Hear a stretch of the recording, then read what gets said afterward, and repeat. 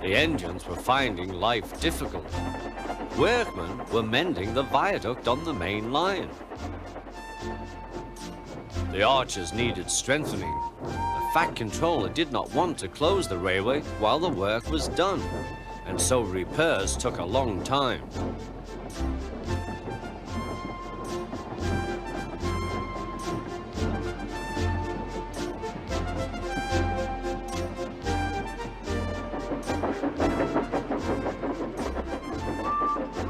The engines had to take great care when crossing the viaduct, and the delay often made them late on their journey to the junction, where they knew Thomas would be ready to collect his passengers.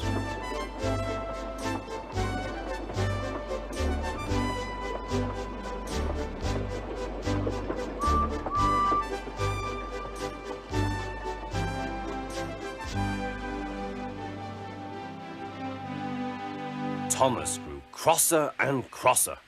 "Time's time," he grumbled. "Why should I keep my passengers waiting while Henry and James dawdle about all day on viaducts?" "Don't blame me," snorted Henry.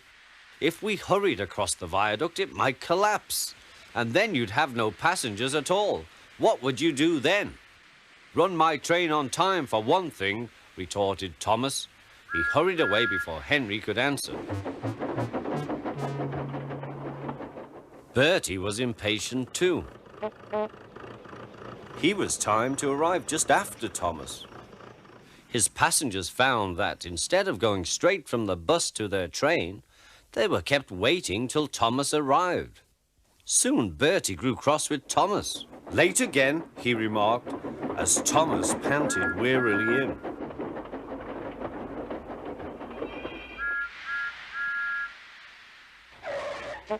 "We may be friends, but I thought you could go fast, Thomas.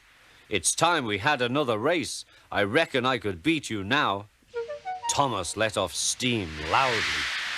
"Rubbish," he hissed fiercely.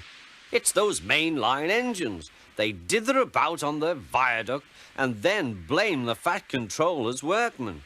It's just an excuse for laziness, if you ask me."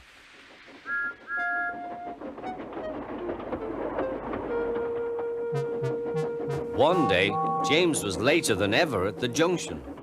"I'm sorry, Thomas," he puffed. "I was held up at the station, and the viaduct made it worse." "It's lucky for you I'm a guaranteed connection," grumbled Thomas. Before James could answer, he puffed importantly away. Come along," he panted to the coaches. Annie and Clarabel did their best, but Thomas soon found that he couldn't save much time.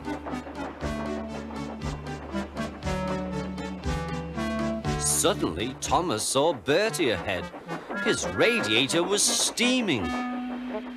"What's the matter?" asked Thomas. "You should be at the station by now. You're late." "I feel dreadful," moaned Bertie. "All upset inside, and driver says he can't make me better." "Thank goodness you're late too. Can you take my passengers, please? They'll never get home otherwise." "Of course," agreed Thomas. He now felt sorry for Bertie and promised to get help at the next station. Thomas set off again. Already he felt much more cheerful, and Bertie's passengers, travelling in Annie and Clarabel, all reached home safely.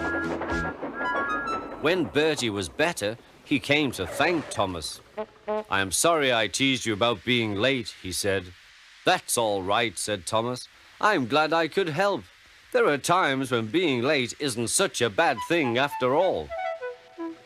With a last cheerful greeting, the two friends went back to work.